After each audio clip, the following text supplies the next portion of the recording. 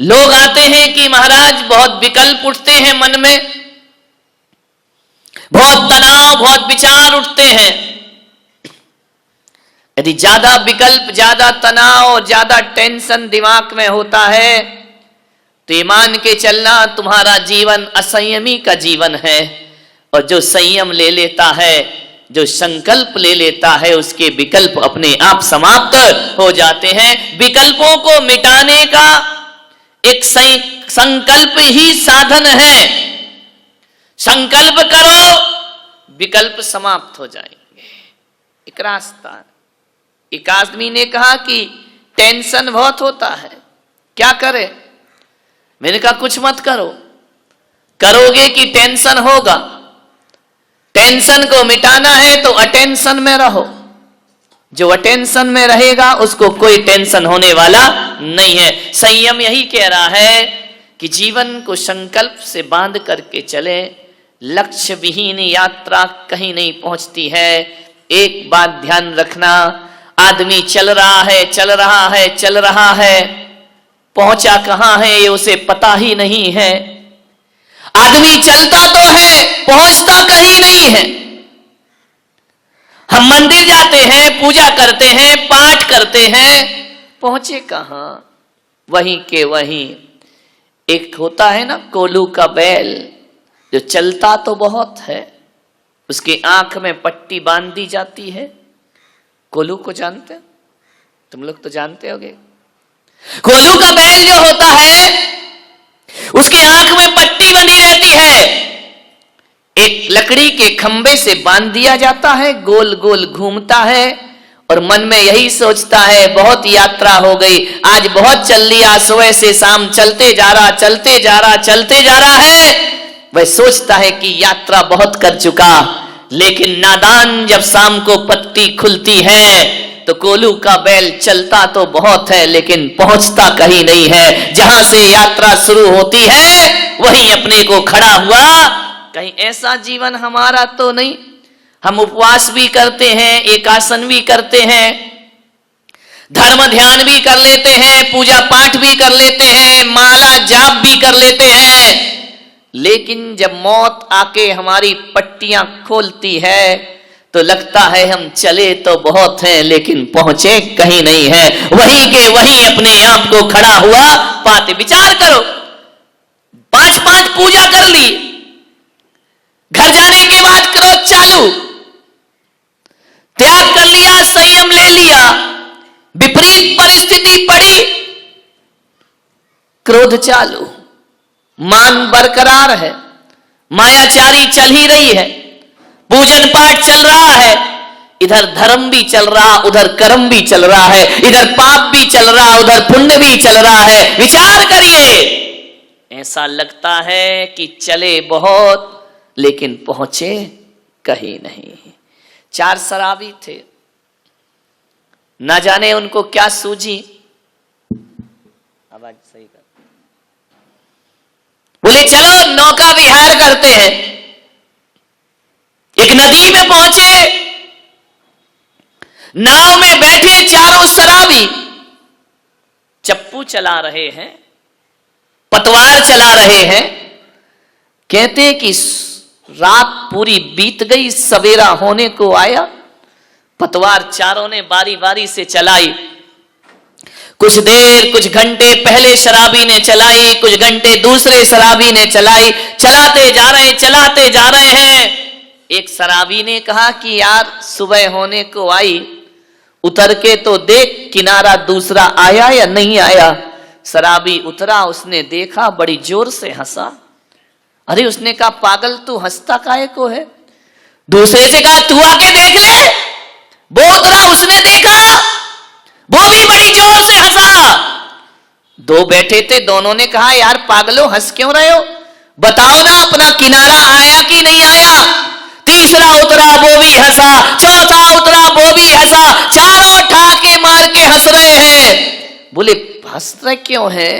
बोले यार अपन ने पतवार तो सारी रात चलाई लेकिन नाव खोलना तो भूल ही गए। नाव तो अभी भी इसी घाट से बंधी हुई है, सारी रात चलाई, नाव वहीं की वहीं खड़ी है, लंगर छोड़ना तो भूल ही गए, लंगर तो घाट से ही बना हुआ है। मान्यवर, कहीं ऐसा ही तो हमारी जिंदगी नहीं उन शराबियों की तरह। हम त्याग तपस्या सब करते हैं, मगर नाव तो घर से बंधी हुई है, नाव तो परिवार से बंधी हुई है, नाव तो हमारी संसार से बंधी हुई है। नाव नहीं छूटी, कहां पहुंचोगे? मेहनत होगी, पहुंचोगे कहीं नहीं। अपने अंतस को टटोलने का प्रयास करें। कितनी अनासक्ति बढ़ी, कितने पाप कम हुए, कितनी कसायों से मुक्ति मिली। ऐसा लगता है कि एक हाथी जब स्नान करता है, नदी में जाकर के नहाता है और नहाने के बाद घंटों स्नान करता है नदी में डूबकर, और फिर जैसे ही नदी से बाहर निकलता है धूल पड़ती है, सूंड में भरता है और फिर धूल अपने ऊपर डाल लिया करता है। उत्तम संयम, ध्यान रखना। नहाना फिर धूल से स्नान कर लेना, नहाना धोना सब एक सा ही हो गया। मान्यवर, हम भी अपने जीवन में यही कर रहे हैं। संयम होना चाहिए। संयम एक बंधन है, लेकिन एक बात याद रखना, हर बंधन बंधन नहीं होता। कुछ बंधन ऐसे होते हैं जो मुक्ति में कारण बना करते हैं। संयम एक बंधन है, संयम इंद्रियों का बंधन है, संयम प्राणियों का बंधन है। संयम का अर्थ है अपने मन को बांध करके रखना। लोग कहेंगे चाहते तो मुक्ति है और बंधन की बात कर रहे हैं। कुछ बंधन मुक्ति में कारण होते हैं। एक बेल को यदि ऊपर चढ़ना है घर के ऊपर, तो उस बेल को किसी पेड़ के सहारे से बंधना पड़ता है, उस बेल को किसी लकड़ी के सहारे से बंधना पड़ता है। और जब वह बेल किसी लकड़ी का बंधन स्वीकार कर लेती है तो बेल नीचे नहीं जाती, बेल ऊंचाइयों को प्राप्त किया। एक बात बताओ, कुआं है, बाल्टी है, बाल्टी में रस्सी का बंधन है, ये बंधन उसका पतन है या उत्थान है? विचार करिए। जब वह रस्सी में बाल्टी बंधी रहती है और बाल्टी को जब कुएं में फेंक दिया जाता है और जब बाल्टी पानी में डूब जाती है तो रस्सी का बंधन डूबी हुई बाल्टी को फिर ऊपर लेकर के आ जाता है, उसे ऊंचाइयां प्रदान करे। ये संयम है। संयम माने रस्सी का बंधन। हमारा जीवन एक बाल्टी है, रस्सी एक बंधन है, और वही बंधन उस बाल्टी को ऊंचाइयों पर लाने में कारण बना करता है। मान्य आचार्य शांति सागर जी महाराज प्रथम आचार्य हुए जिनसे श्रवण परंपरा चली है। बड़े उपकार हैं इस जैन समाज पर उनके।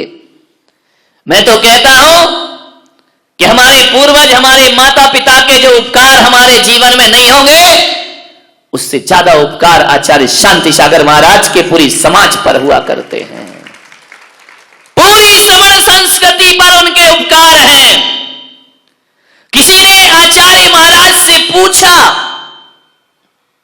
कि सौगंध लेने की क्या जरूरत है, नियम लेने की क्या जरूरत है? क्या जीवन बिना नियम के नहीं चल सकता है? आप हर किसी को कोई ना कोई नियम पकड़ाते हैं, कोई ना कोई संयम दिया करते हैं, कोई ना कोई सौगंध दिया करते हैं, आप आंकड़ी दिया करते हैं, आप प्रतिज्ञा कराया करते हैं। क्या जरूरी है प्रतिज्ञा लेना, नियम लेना? ऐसे भी तो जी सकते हैं ना। जिंदगी को जीना है, जीते रहो। आचार्य शांति सागर महाराज ने कहा कि सच कहते हो, कोई जरूरत नहीं है नियम की, जिंदगी तो जी सकते हो। जिंदगी तो एक जानवर भी जिया करता है, जिंदगी तो एक पशु भी जिया करता है। जिंदगी जीना कोई बहुत बड़ी बात नहीं हुआ करती है। लेकिन उन्होंने कहा जरा ये बताओ कि बिना नियम के जिंदगी चलती कैसे है? एक बात बताओ बारामती वालों, एक व्यापार करते हैं आप, दुकान चलाते हैं, उसके भी कुछ नियम कायदे होते हैं या नहीं होते हैं? एक नियम होता है कितने बजे दुकान खोलना और कितने बजे दुकान को मंगल करना, यह भी एक नियम हुआ करता है। ग्राहक से कैसे बातें करना, यह भी एक नियम हुआ करता है। अरे कब खाना, कब पीना, कब सोना, कब उठना, यह भी एक नियम हुआ करता है।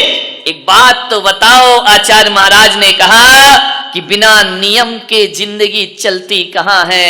अरे बच्चे को विद्या अध्ययन करना है तो स्कूल जाने का भी एक नियम होता है और स्कूल से लौटने का भी एक नियम है। बिना नियम के कैसे चलेगी जिंदगी। अभी 7 बजे से आपने पूजन अभिषेक की, यह भी एक नियम है, यह भी एक अनुशासन है। 9 बजे पूजन समाप्त, यह भी एक नियम है। 10 बजे तक प्रवचन, यह भी एक नियम है। एक बात बताओ, यदि दुनिया से ये नियम खत्म कर दिए जाए तो दुनिया जीने के लायक ना बचेगी मेरे भाई। कौन कैसे जिएगा। माता पिता से कैसे व्यवहार, यह भी एक नियम है।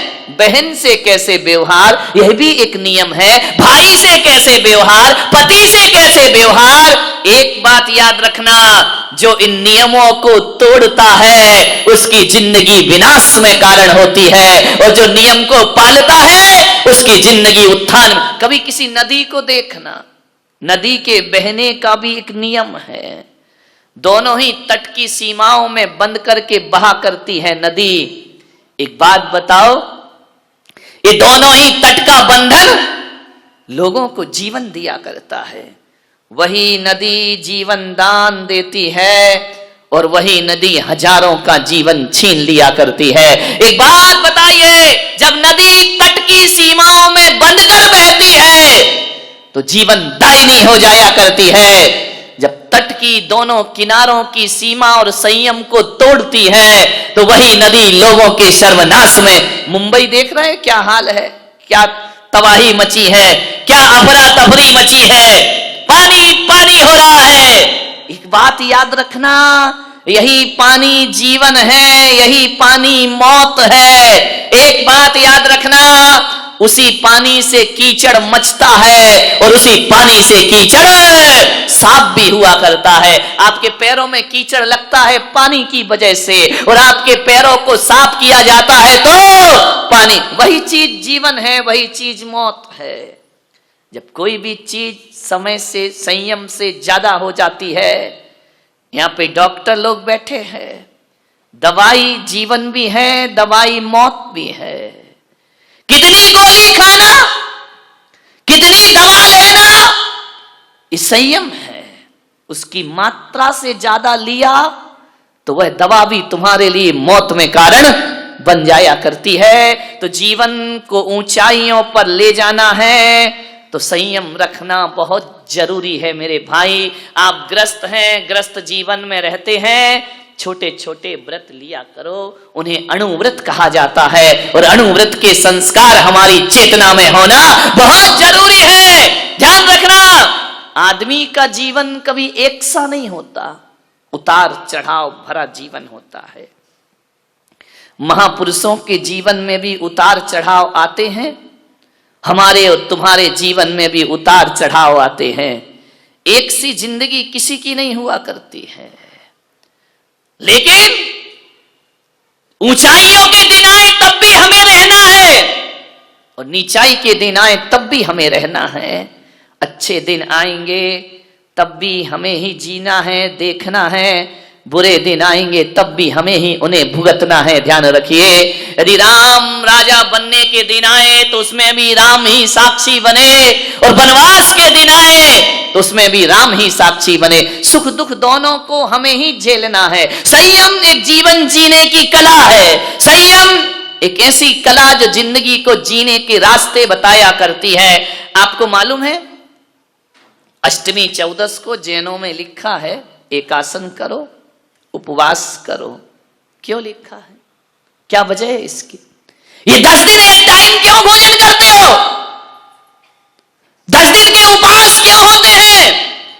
आपको ये 10 दिन के लिए सफेद कपड़े पहना दिए गए, 10 दिन के लिए कहा कि चटाइयों पर सोने का अभ्यास करिए, 10 दिन के लिए आपसे कहा गया है बाजार का भोजन मत करिए, संकल्पित भोजन करिए, संयम का भोजन करिए, सादगी का जीवन जियो। मैंने सोचा कि ये केवल 10 दिन की बात नहीं, श्रावक के लिए तो अष्टमी चौदस को भी कहा है कि हरी मत खाना, अष्टमी चौदस को भी कहा है कि रूखा सूखा भोजन करना, अष्टमी चौदस को कहा है कि एक टाइम भोजन करना। महीने में 4 दिन, 4 बार आते अष्टमी चतुर्दशी, हर महीने में 4 दिन रूखा सूखा भोजन करो।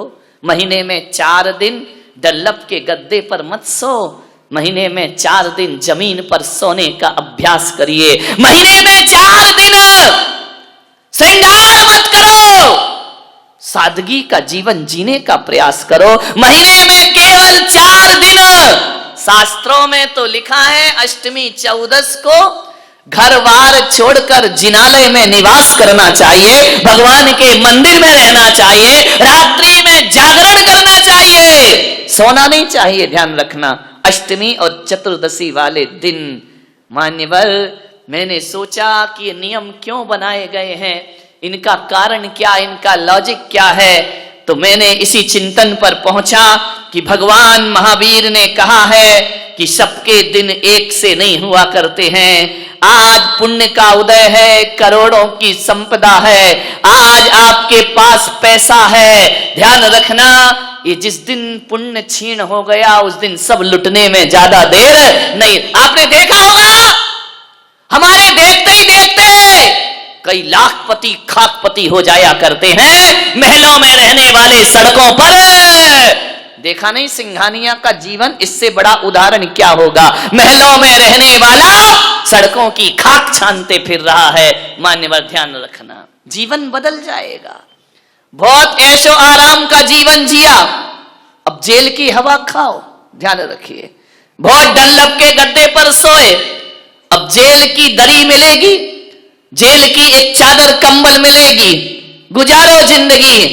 अब आंसू क्यों, अब रोना क्यों, अब माफी क्यों, अब सिसकना क्यों?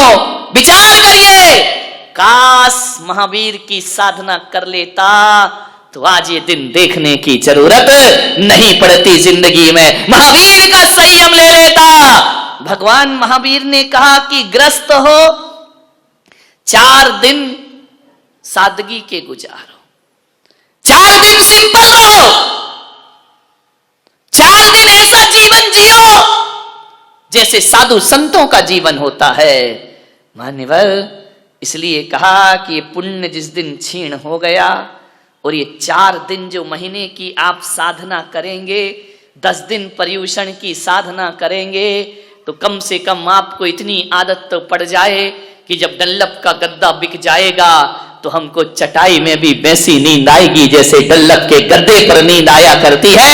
आज तुम्हारी थाली में 10-10 प्रकार की सब्जियां हैं, रोटी है, कल ये छिन गई तो जब रूखी रोटी खाने के दिन आएंगे ना तो जिंदगी बोझ नहीं लगेगी मेरे भाई। ज्यादा सुविधा भोगी जीवन जियोगे और जिस दिन सुविधाएं छिन जाएंगी उस दिन सिवा आत्महत्या के कोई रास्ता तुम्हारे पास नहीं। तुम्हें लगेगा कि मर जाओ ऐसे जीवन से, लेकिन यदि ये साधना कर ली, ये 10 दिन की साधना, आपने रंगीन वस्त्र छोड़े, सफेद वस्त्र धारण किए, मान्यवर आज की साधना बुरे दिनों में बहुत काम आया करती है। इसलिए बारामती वालों, मैं आपसे निवेदन करता हूं कि महीने के 30 दिन 30 रात आप घर में बिताते हो तो हर महीने एक नियम करो कि एक रात किसी तीर्थ पे जाके धर्मशाला में भी बिताने की साधना करेंगे। आसपास के तीर्थों में एक रात जरूर बिताएंगे, क्योंकि जब महल छिनेगा तो धर्मशाला बहुत काम आएगी तुम्हारे, ध्यान रखना। मान्यवर, आपसे निवेदन है, एक दिन रूखा सूखा खाओ, ना छिने पुण्य। कल ऐसी बीमारी लग गई कि आप फिर तला हुआ नहीं खा सकते, तो अष्टमी चौदस की साधना तुम्हारे बहुत काम आएगी। ये संकल्प, ये संयम बुरे दिनों में हमारे जीवन में बड़े काम आते हैं। महीने में 4 दिन ब्रह्मचर्य की साधना करो, महीने में 4 दिन रस परित्याग का जीवन जियो, तो ध्यान रखना उतार चढ़ाव की जिंदगी में भी जिंदगी संभल करके चलेगी। फिर आपको लगेगा, आज आप देख रहे हैं हम लोग यहां पर हैं, यहां चातुर्मास हो रहा है, मेरे कमरे को देखना। कई लोग तो मुझे कम देखते, कमरा ज्यादा देखते हैं। क्या लगा है, क्या सजा है, क्या दरबार है, ध्यान रखना, विचार करना। आज यहां है तो उस कमरे में हम रुके हैं, कल बिहार होगा तो टूटे कमरे में भी रात गुजारने की ताकत रखा करते हैं। ध्यान रखिए, टूटे स्कूलों में भी रात गुजर जाया करती है। आज सुविधा है, कल नहीं रहेगी। साधु तो सतत बिहारी है, साधु तो एक जगह रुकता ही नहीं है, बिहार करते रहता है। तरह तरह की सभ्यताएं देखने को मिलती हैं, तरह तरह की संस्कृति देखने को मिलती है, अजीब अजीब भाषाएं सुनने को मिलती हैं। जहां जाओ वहां की अलग अलग सभ्यता है, अलग अलग संस्कृति है। एक साधु को अपना जीवन ऐसा ढाल लेना चाहिए कि जहां जाओ जैसा देश वैसा भेष बनाने की। ये संयम का फल है मेरे भाई, ध्यान रखना। अच्छे भी लोग मिलते हैं, बुरे भी लोग मिलते हैं, आरती उतारने वाले भी मिलते हैं और गालियां देने वाले भी मिलते हैं, अर्घावतारण वाले भी मिलते हैं और असी प्रहारण वाले भी मिलते हैं। ध्यान रखना, जिंदगी है, सब जगह एक सा थोड़ी होगा। आज जो बारामती का वातावरण है, जरूरी नहीं कि आगे ऐसा ही वातावरण मिले। हर हाल में जो खुश रहना सिखाता है वो उत्तम संयम धर्म हुआ करता है। हर परिस्थिति में आनंद है, ध्यान रखना, इसका नाम संयम है। यदि ये संयम हमारे जीवन में आ गया तो बताओ मेरे भाई, इससे नुकसान कौन सा है? 10 दिन तुमने यदि रात्रि में पानी नहीं पिया तो एक संकल्प किया है अपने आप की क्षमता को जानने का, उजागर करने का। हमारे अंदर अनंत संभावनाएं हैं, संयम उन संभावनाओं को उजागर किया करता है। आचार्य शांति सागर महाराज से बोला गया कि महाराज, कोई जरूरी है कि हम सब आपकी तरह नग्न हो जाएं, आपकी तरह महाराज बन जाए? क्या जरूरी है? महाराज ने कहा कोई जरूरी नहीं है, ध्यान रखना। लेकिन आज इस पंचम काल में हम धर्म का और मुक्ति का बीज बो सकते हैं। और यदि आप संयम साधना कर रहे हैं तो ये समझना कि हम धर्म के और मोक्ष के बीज बो रहे हैं। एक बात बताइए, विचार करना है आपको। आपको कैसे पता चलेगा कि हमारी साधना से मोक्ष होगा या नहीं होगा? आचार्य शांति सागर महाराज ने कहा, बीज से किसी की पहचान नहीं हुआ करती है। ध्यान रखना, बीज से किसी भी चीज की, वृक्ष की पहचान नहीं होती है। ध्यान रखना, किसी भी पेड़ की पहचान, किसी भी वृक्ष की पहचान बीज से नहीं, उसके फलों से हुआ करती है। जब फल होते हैं तभी पहचाना जाता है कि ये बीज किसका है और ये पेड़ किसका। फल ना होंगे तो पहचान ना होगी, फलों से पहचाना जाता है। ध्यान रखना, बीज को देखकर कोई, जिसने अनजान व्यक्ति किसी बीज को देख ले तो कैसे बताएगा ये किसका बीज है? कोई नहीं बता सकता। लेकिन जब वह बीज धरती पर बो दिया जाता है, जब अंकुरित होता है, जब वृक्ष बनता है और जब उस पे फल लटकते हैं, तब कहा जाता है कि ये बीज इस फल का। अभी पता नहीं चलेगा ये संयम साधना क्या है, लेकिन जब हमारे जीवन में मुक्ति के और मोक्ष के फल लगेंगे तब लगेगा कि ये साधना हमारी मोक्ष की साधना है। ध्यान रखिए मान्यवर, फल के बिना वृक्ष की पहचान नहीं होती है। संयम लो, छोटे छोटे नियम लेने का साहस करो।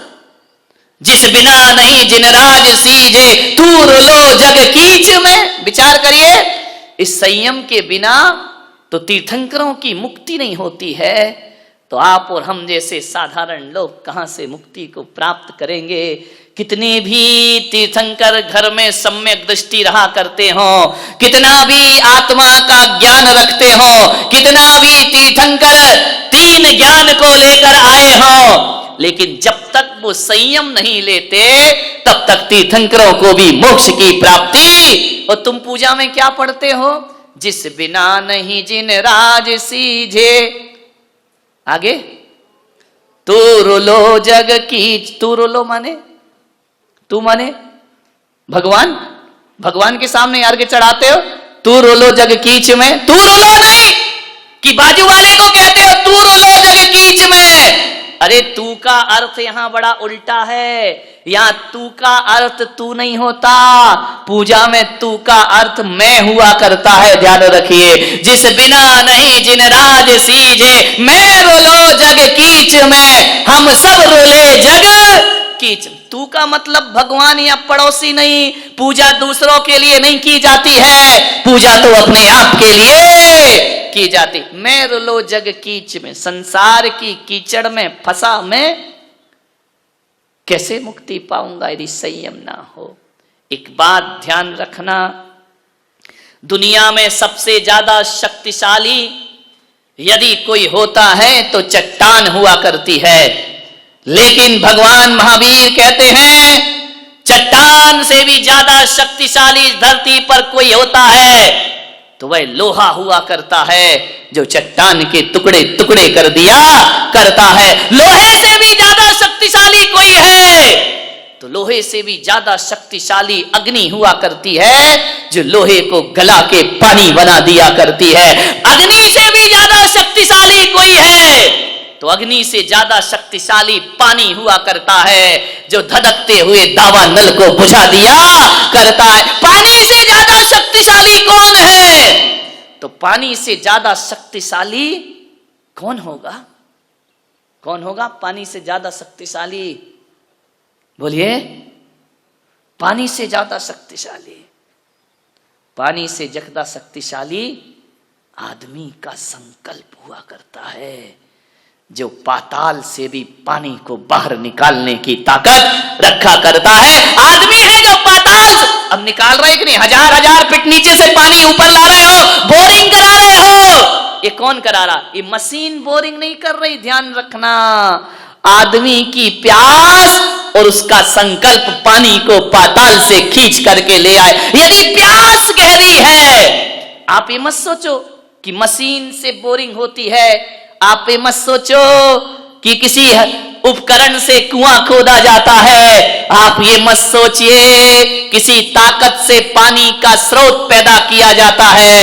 मेरे भाई, ना तो मशीन से पानी बाहर आता है, ना खुदाई से पानी बाहर आता है। यदि पानी को कोई ढूंढता है तो मशीन और यंत्र नहीं ढूंढते, भीतर की प्यास पानी को खोजा करती है। यदि प्यास है तो पानी है, और प्यास नहीं तो पानी। प्यास बहुत गहरी, यदि आपके अंदर परमात्मा की प्यास जगी है तो ध्यान रखना, इस कलयुग में भी परमात्मा जरूर मिलेगा। एक व्यक्ति ने मुझसे पूछा, भगवान होता है या नहीं होता है, परमात्मा है या नहीं है? मैंने कहा परमात्मा की छुट्टी कर, परमात्मा को देखने की तेरे पास आंखें हैं या नहीं हैं? यदि आंखें हैं तो कलयुग में भी भगवान हुआ करते हैं, और आंखें नहीं हैं तो साक्षात भगवान में भी भगवान के दर्शन